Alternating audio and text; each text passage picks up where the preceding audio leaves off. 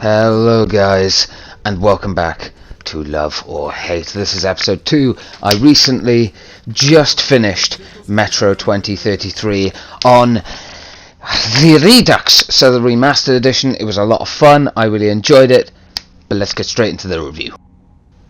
So, Metro 2033 is a first-person shooter survival horror game that was developed by 4A Games and published by THQ. It was released back in 2010 for the Xbox 360 and Microsoft Windows, initially on the 16th of March 2010. However, obviously it was remastered and brought out to the PS4, the Xbox One, and Microsoft Windows again. So, to start it off with, it was developed by 4A Games, and to be honest, it was released on the 26th of August 2014. It was brought out as a full remaster called Metro Redux. However, obviously, as things do, they decided to release two parts for the game, Metro 2033 and Metro 2033 Last Light. Now, both games were published in 2013 but weren't released on the next-gen consoles until 2014 in August, which, to be honest, I found to be pretty strange, but anyhow, let's get in to the meatiness of this review, which is about the game, and I gotta be honest, I loved it. I loved every second of this game. This game was so much fun to play through. Now, I haven't actually played Last Light, but I will be playing through it and bringing out a review on it as well. But to be completely honest, I found this first game, Metro 2033 Redux, to be a lot of fun. It was actually one of my favourite games to ever play. Now, this game was also suggested to me by my girlfriend Nia. She kept encouraging me to play the game, and I finally played it. And like I said, I really much enjoyed it. So we're going to start off by talking about the story. So, the story is based on Dmitry Golunovsky's novel of the same name and is set in the ruins of Moscow following a nuclear war where the survivors are forced to live underground in the metro tunnels. So, essentially what happens is you're going through this intense playthrough and you're trying to find survivor. You're trying to take out the monsters, basically, as you can see on screen now, that are known as the Dark Ones. Now, there is a deeper story to it. I don't want to spoil too much for it, and it does take a surprising twist in the last couple of chapters. There were 7 chapters overall to the first game in this series, and yeah, I mean, there's not really much I can say about the story without spoiling too much. What I will say is the fact that there is a lot of exploring to do. Now, essentially, when you get into each location, so every single chapter, there is a different section to go exploring in. So it's sort of like having a mini open world in each section, which I find to be one of the coolest things ever. I'm not gonna lie. The only thing I would say about these small tiny sections is sometimes they can feel a bit cluttered. It can feel like there's a little bit too much in each location. It kind of feels a bit overwhelming at times, but that's kind of going at the nitpicking. So yeah, I mean, it's really, really good. But if you want to learn a lot about the story, you have to go around looking for these diary notes that are left by the main protagonist. Now, the main protagonist in the game, Dmitry, doesn't speak at all. He is a silent protagonist, and I feel like that was a strange choice. I feel like the game could have actually done with having a protagonist that spoke. But regardless, it kind of encourages you to go exploring to find these different notes that are left around, and they basically give you more information on what's going on and in the game, and that kind of stuff works really, really well. It's fantastic, it looks really good, and it encourages you to find more out about the story. If you really want to know the story, you have to go find these notes, because otherwise, from the protagonist's perspective, you know nothing. The main protagonist doesn't even try to give you information on what's going on, which can be a bit of a pain. When you miss a note or something, you can kind of not understand kind of the motive for your character, but overall it works really well and I really, really like it. So the next thing that I'm going to talk about is the weapon variety. Now, the weapon variety is absolutely awesome in this game. There is quite a lot of them. Some of them are a bit more boring than others, but overall it's really, really cool. So you've got 3 types of weapons essentially in this game. One, which as you can see I'm holding there, is an air pressurized gun, which is basically a silenced weapon. The game kind of allows you to use pellets in these guns, and you can get an assault rifle, a shotgun, and a rifle kind of version of these guns. guns. You can also get shotguns, and you can also get machine guns and pistols, and there is a lot of different variety to them. There's multiple of each type, and some of them are better than others, of course, as you would kind of expect, but overall I think the gun variety in the game is actually really, really good. I can't really judge them and say that they're bad in that sense. The one thing I will say is that you can get upgrades for each specific gun. Now, each specific gun kind of has its own version of the upgrades. They're all pretty much basic and the same upgrades, though. You know, like you have your laser sights, you have your scopes and different kind of scopes that you can get on each weapon. So there's like a night vision scope, and you've also got the normal kind of oh look, I've got a red dot scope, and you've got like a sniper scope. I never actually used the sniper scope. I never really found a need for it. The majority of the time I just used the scope, the night vision scope. I found that to be the most effective. The currency in the game, so there is a currency in the game that you can go around and find. It's basically bullets. It's special high grade bullets that you can use in the actual guns, but you never really find a need to. To be honest, I found that just using the normal ammo was completely fine and worked well enough for me. And I find that there's so much of the high grade ammo lying around everywhere that you really never have any problem finding it, as long as you go looking for it and explore. Basically, this currency will allow you to buy the bullets for each gun. It'll allow you to buy new guns and the upgrades that come with it, and it's a really, really cool looting system in this game, which I'm going to go off on a bit of a tangent here and stop talking about the weapons for a sec to talk about this looting system and the exploration in the game. And it's intriguing because the game kind of encourages you to go round and explore each location that you go into, mainly to also find those notes that I talked about earlier to help you understand kind of your character's motives. But each location, you feel like you actually want to go and explore, and it works incredibly well. Like, you'll go around exploring and you'll find all the different weapons, and you can actually find the weapons that you are using on the ground with upgrades. You can find them just dotted around, lying everywhere, and it's so amazing. Like, it's such an intriguing system because you can pick up, let's say you have a shotgun. You can see I've got a double barrel shotgun that I'm using currently on screen. You could find that double barrel shotgun on the floor, but with every single upgrade you can buy for it, and you can get it for completely free. I love that. I love that kind of intrigue because it encourages you to go and explore, because you're going to save money which you could spend on upgrades on your other weapons, or more importantly, buy the ammo that you need for each weapon, but have a completely decked out gun now which you've just found on the floor lying around, which is amazing. Like, I've never really seen that kind of system in any other game that I've personally played before. It's probably in other systems and other games, but I've never really seen it. I find it to be a rare commodity if it is in games and stuff like that. So yeah, the game very, very much encouraged you to go around looking everywhere. So now you can see, this is an example. I've just found a revolver pistol with an upgrade on it. It's got the longer muzzle, which increases my range and damage for the gun, which is awesome. So I love that kind of stuff, man. It works really, really good. Also,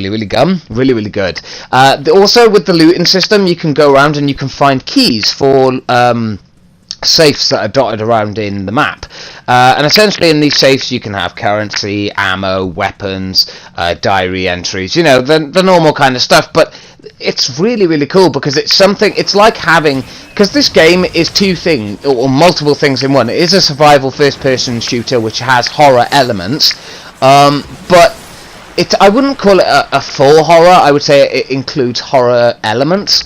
But it has survival as well. So there's actually two modes to this game that you can play through. There's the Spartan mode, which I chose to play through it, which is kind of like the normal exploration and survival elements that are in there, but not really heavily focused on kind of way of playing the game, just as a first-person shooter, for example. But then there's also the survival mode of playing the game. Now, when you play through the game on survival mode, you essentially have to well, as the mode would suggest, survive. You have to go around finding more kind of things for your gas mask to be able to go into poisonous areas and toxic areas. You have to go around and use your ammo more wisely in that mode, because ammo is more of a rare commodity in there, those kind of modes. So yeah, it's a very interesting concept that the game throws at you, and being able to play through the game in those two different, separate, completely different feeling modes really gives that element of replayability. Now, obviously, the survival mode isn't for me. I'm not into that kind of thing when it comes to games, but I know a lot of people really love that mode in this, and I think it's a great idea. To have two different versions and ways of playing the game really makes the game feel like it's going to last longer, so it gives a lot more playability to the game as well.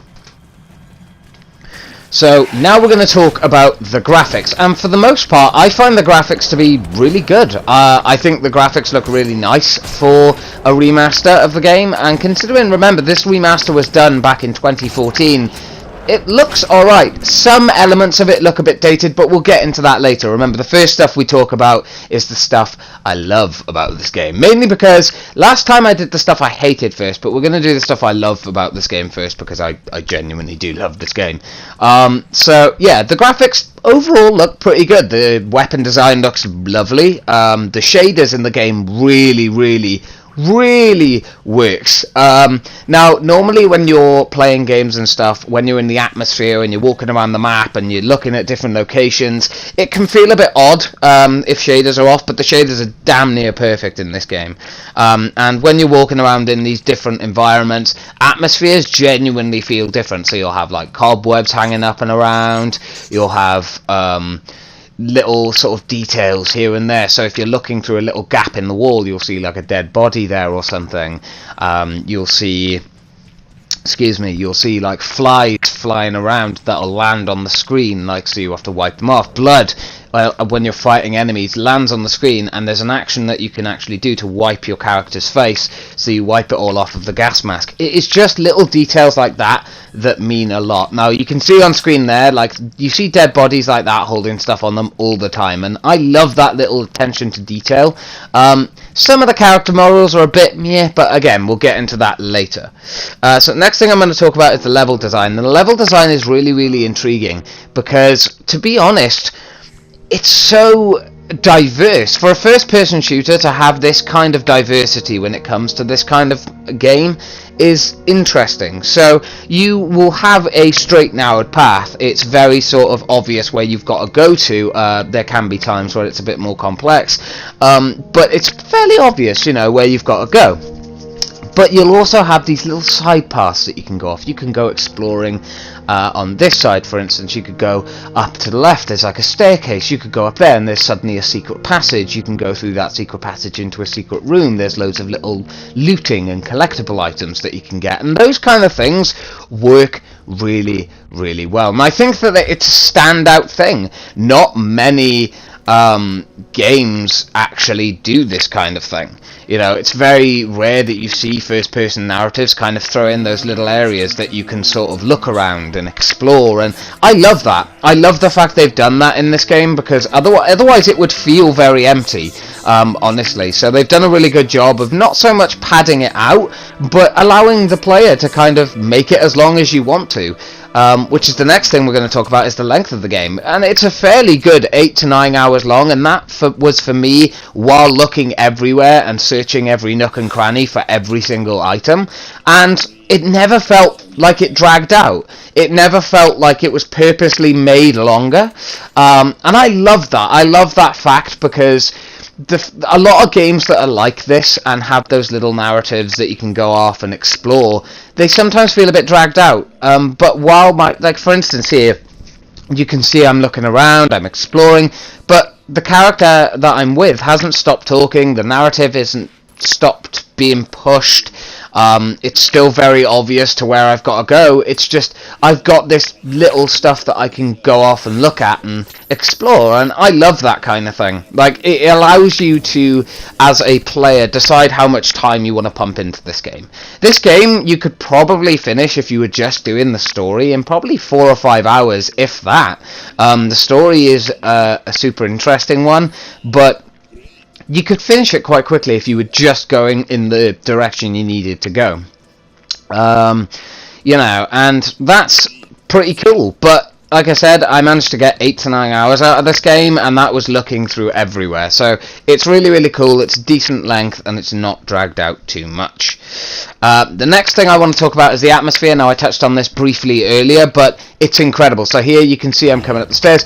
That scared the absolute shit out of me when that happened. And allow me to explain why. You can see him freaking out there like, how dare you, little shit. But yeah, that really genuinely freaked me out. You have moments like that literally placed everywhere throughout the game, and it works incredibly well. Like, the atmosphere is perfect in these games. When you're walking around, the lighting is done perfectly, the music kicks in, and it feels really raw and powerful and perfect. And it works really, really well. I mean, there's a lot to the atmosphere in this that you would think, Jesus Christ, they've got so much in there that it would be bloody difficult to make work. But they've done an absolutely outstanding job of making it work, and they've done a really, really good job of making the game feel scary at times. I wouldn't, like I said before, I wouldn't say the game is mostly horror. I would say it's got horror elements, but when you have those horror moments, my god, the game does an outstanding job of genuinely making you feel uncomfortable and scared. And that's just one of the best things about this game while you're exploring, that it just works, man. Like, there's no other way to describe it. It just works really, really well. And that is, like, one of the best things about it, is the atmosphere in this game. If it wasn't for the atmosphere, I do feel like the game would be extremely bland, and there wouldn't really be much to it. But when you're outside, and you're looking at all these different views, and the graphics for those views are outstanding as well. But when you're, like, sort of looking around at all of your surroundings and you're seeing all these different things, it just works, man. Like, everything pieces together to work really well, and it's one of those things that you just don't expect to work, but it does, and that's one of the best things about it. And I think that, you know, it's something that really makes the game stand out to other first-person survival horror games in the past. Okay, so it's time to hit that whiny bitch James time, and boy, oh boy, I do have some gripes with the game, though. I do love this game, but some things in this game are absolute horsewallops. So the first thing I'm going to talk about is the fucking enemies in this game, man. Now, the enemy variety in the game is really, really cool. So you've got, like, flying enemies that are outside, which are called demons. Now, these enemies are really, really cool, and they stand out a lot from the rest of them, as the design for them is incredible. But fuck me, man, they are bullet sponges. Now, bear in mind that I played the game through on the normal difficulty, pretty much on the standard Spartan playthrough. But allow me to elaborate. Some of these enemies, it felt like I was playing a harder difficulty, like, genuinely. Like, so these enemies are bullet sponges, so I would pump all the bullets I had from my shotgun into a fucking bloody flying monster demon thing, and it wouldn't fucking die. It would basically just play out so it seemed like they should die, but they fucking wouldn't. I was putting all this time and effort into shooting them, and fuck all was happening, but yet they can hit me twice and kill me? That's complete horseshit. I'm sorry, I know, my god, I'm whinging about enemies again, but it's a very frustrating thing, and mechanic that a lot of these kind of games have, which is the enemies are bullet sponges. That's how the game gets its difficulty, and it's really, really disappointing, because this game could have had so much more interesting and brilliant things going on, but they chose to make the game harder by making the enemies bullet sponges, which doesn't work. I'm sorry, but it does not work. There's these other enemies as well called librarians. Later on in the game, you end up in obviously a library. You end up in this beautiful atmospheric area, and it is a very gorgeous looking area. But the enemies, the librarians, aren't just bullet sponges, they're basically unkillable. I would use like all of my grenades plus all of my ammo just to kill one. It was ridiculous. I'm sorry, I get they are meant to be a steeple in the game, right? They are meant to be one of the hardest enemies in the game to kill, and I completely understand having a difficult enemy in a game. But these things could one-shot you on the hardest difficulty, and along with that, took all of your ammo to kill. Now that doesn't seem very fair or even very balanced for an easier difficulty. I think that's something that the game has going against it, is the only way it really ramps up the difficulty is either by throwing a shitload of enemies at you at once so you get so overwhelmed you just can't kill them all, or, you know, you end up just basically going up against an enemy which can take every single bullet that you have, which is crap. I hate games that do that to ramp up difficulty, just make like unstoppable enemies. I think it's a bit shit. Now, I wish it stopped there, but there are more problems that I have with the game. Now, there's bugs and glitches. Now, there wasn't too many, but the ones that did happen weren't game breaking or anything, but they were a little bit frustrating. So you had a lot of bugs where you would have like enemies and dead bodies clipping through the ground and clipping into walls so you couldn't kill them. It was incredibly frustrating because they could still hit me, but I couldn't hit them. I don't know if I've got any footage, and I don't know if any footage will come up in this. Hopefully it will. But, you know, it was just one of those things. It was incredibly frustrating, and sometimes I just didn't understand. Excuse me, burping. Why it would happen, and it was like, it just seemed unnecessary. Especially in a game which didn't have that many bugs anyway. Why are there bugs and glitches? Especially in a remaster. You know, it feels like they didn't really put much effort into fixing that kind of stuff for the game. But that's pretty much it. Now, one of the first things that I want to talk about in this is... one of the next things I should say that I want to talk about in this is... I mean, the melee combat in this game, man, is just dreadful. I can't understand why they even put a melee combat in this game. It's absolute crap. And the stealth in this game, man, is dreadful. If you are someone who is really into taking the stealth route, there is a stealth route you can take in this game, but it is completely pointless. If you're going to take the stealth route, I advise you not to, because the enemies will just spot you regardless of where you are. They are a pain in the arse, and once one spots you, they all know your location and where you are. So stealth is basically not an option in this game. Not unless you want to spend about 3 hours on one level just trying to, you know, work your way through. The stealth mechanics as well are really frustrating. So, for instance, if I turn my light off, I basically may as well have not done that, because they can still see where you are. Even if your light is off and you are all the way up the other end of the room, they can still see where you are. This is actually one of the levels in the game where you have to use stealth to start with, and it was absolutely atrocious. I eventually just started shooting through all of the fucking... like enemies. I just stopped caring. It just became a point of contention for me where I just could not be bothered, so I just started shooting the shit out of everything, and I actually had more fun doing that. The stealth in this game is not fun, at least for me, and I'm admittedly not someone that enjoys stealth in games, so maybe it's just not for me, but I advise if you are into stealth in games, don't try the stealth in this game. Now, the next thing I want to talk about in this game is there is a level called Outpost, and it is the worst level in the game. It is absolutely dreadful. I hated every second of it, and it's basically where you have to walk through this location, and the game just basically just throws a shit ton of enemies at you in quick succession. There is no difficulty spike in it other than that.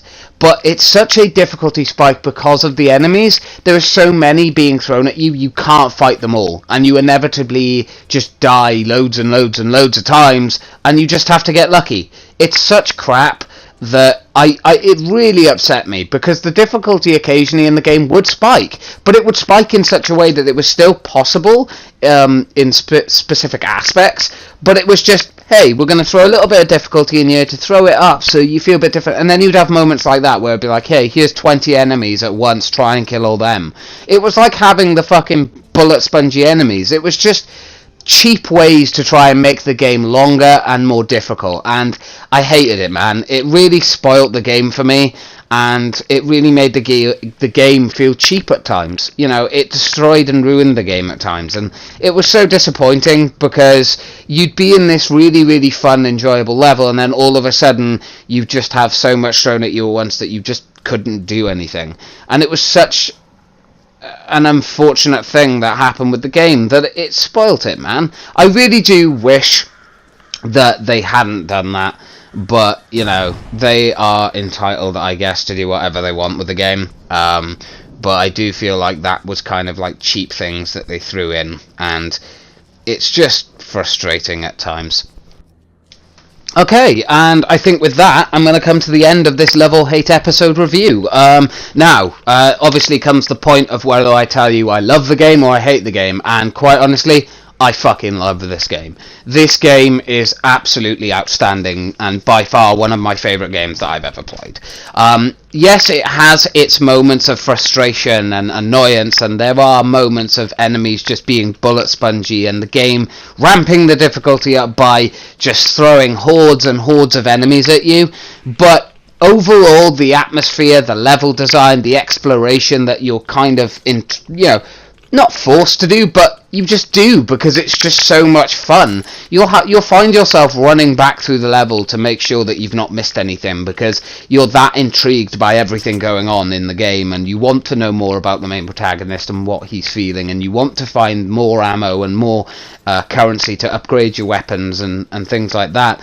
And I find the game really enjoyable, man. It is a very, very fun, enjoyable game. It's just unfortunate it has its moments. But yeah, I would say I love this game, and I would highly recommend you guys going out and picking it up, especially the fact that when it goes on sale, it is dirt cheap. The game is incredibly cheap when it goes on sale, and I highly, highly recommend getting it. My advice would be just get the Metro Redux edition, which is both games in one. I actually ended up buying both games separately and the full game as well, because I'm such a penis. But I will be playing the second part of this game, which is Last Light, very, very soon. And I'll be doing a review on that one as well. But yeah, definitely love the game, would definitely suggest you guys playing it. And remember guys, let me know down in the comments below what games you want me to review. If there's games on Xbox 360, on PC, on PS4, on Xbox One, on PS2, PS3, whatever, let me know and I will do a review on those games. I really have enjoyed doing these kind of videos recently, and I'm probably going to continue them for the foreseeable future.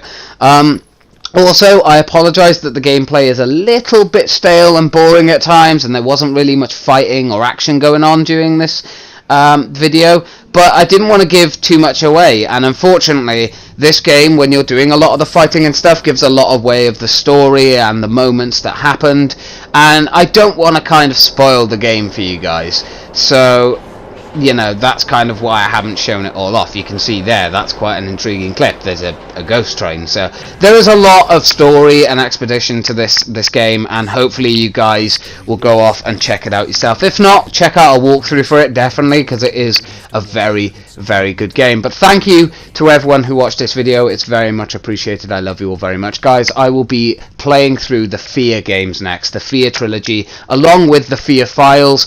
The next game I'm playing is the first Fear game. I'm going to be reviewing that in a couple of days, hopefully. So yeah, hope you guys enjoyed this. Remember, smash that like button, as always appreciated, and if you're feeling fruity, subscribe to the channel as well. I hope you guys are enjoying these reviews so far. Let me know, and I will see you in the next video I do. Thank you all for watching. I love you all very much, and goodbye.